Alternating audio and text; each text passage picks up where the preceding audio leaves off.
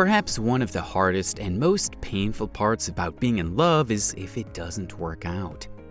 Unrequited love, failed relationships, involvement of another person, or whatever it is, there's only one thing to do to keep going, and that is to move on. But how do you stop loving someone? While it can vary per person, one thing is sure: forgetting how to love someone doesn't happen overnight. If you're currently in this kind of situation, don't worry, we'll help you.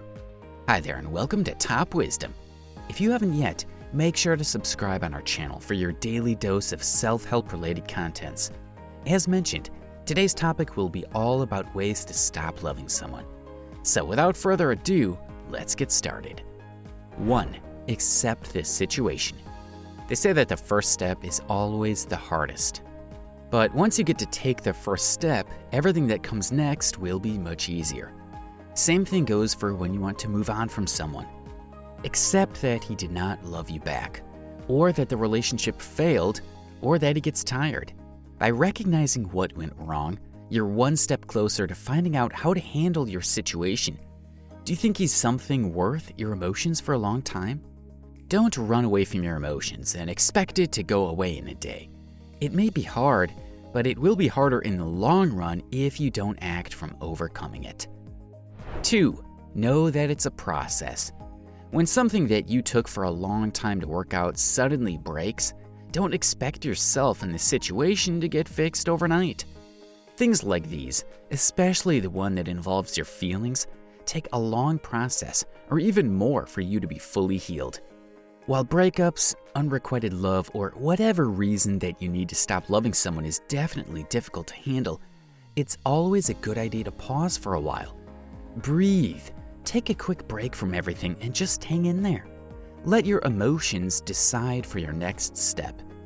Sometimes, if not all the time, taking a step back and looking at the situation from a wider point of view helps you realize what went wrong. That way you'll be able to see things clearly, thus allowing yourself to understand the situation much better.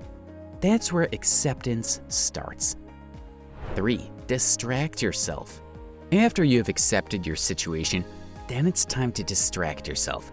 Don't make things harder for yourself. You've realized why it failed, so why sulk? The less time he passed by your mind, the better. How to distract yourself? Do the things that you love to do. But if that reminds you of the person you love, then do something you never tried before. Create new, amazing experiences and memories. It'll not only help you get the person off of your mind, but it'll also help you improve yourself. Why not go on a long trip? Maybe you can meet new friends while on the trip. Of course, during this time, it's recommended to disconnect from social media. What's the point of staying far away if you're gonna check him anyway? The point is, instead of sulking, take advantage of your situation by having the courage to do something you've always wanted to do even when you're alone. Even if it's as simple as taking a walk in your neighborhood, it's still a good way to distract yourself.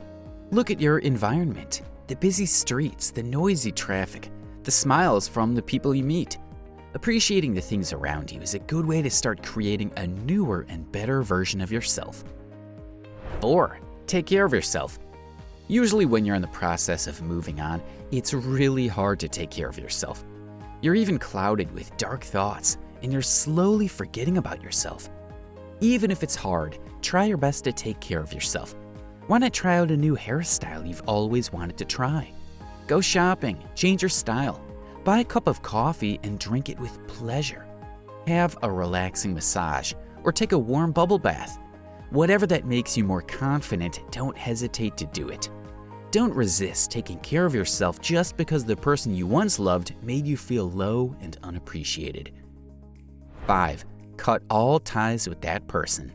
You should know this: you'll never forget someone if you're in constant touch with them. Therefore, if you're serious about forgetting the person you love, then gather all your strength and courage to break all ties with him. Unfriend, unfollow, or block the person on all of your social media accounts. Stop coming to places that you once both loved going. If you need to, you may also have to stop communicating with people that have communication with that person. Don't worry, you don't have to do this for a lifetime. After you've completely moved on, Then you can confidently communicate with them again as if the breakup didn't happen. I'm sure your mutual friends will understand since you're in the process of moving on. 6. Stay with your friends. You never know the power of a friendship until you're at your lowest point and you need them more than anything else. Get in constant touch with your friends who you know can uplift your very down spirit. Your friends may give you advice, may help you distract your attention, or they may just simply listen to what you're saying. A friend does not only come as a person.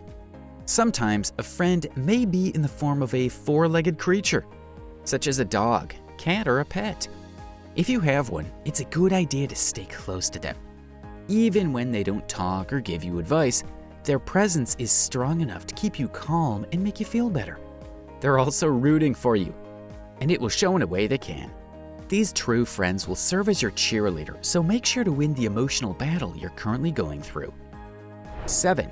Stop getting angry. It's okay to feel such emotion in the early process of moving on, but don't stick to it. Anger won't bring you or the other person any good. It'll only stop you from moving on, and it'll also create a mess in your mind. If it didn't work out, find out the reason why instead of blaming it all on yourself or to the person you love. Put yourself in that person's situation. It's painful, but why you would keep the relationship any longer if the love has been gone?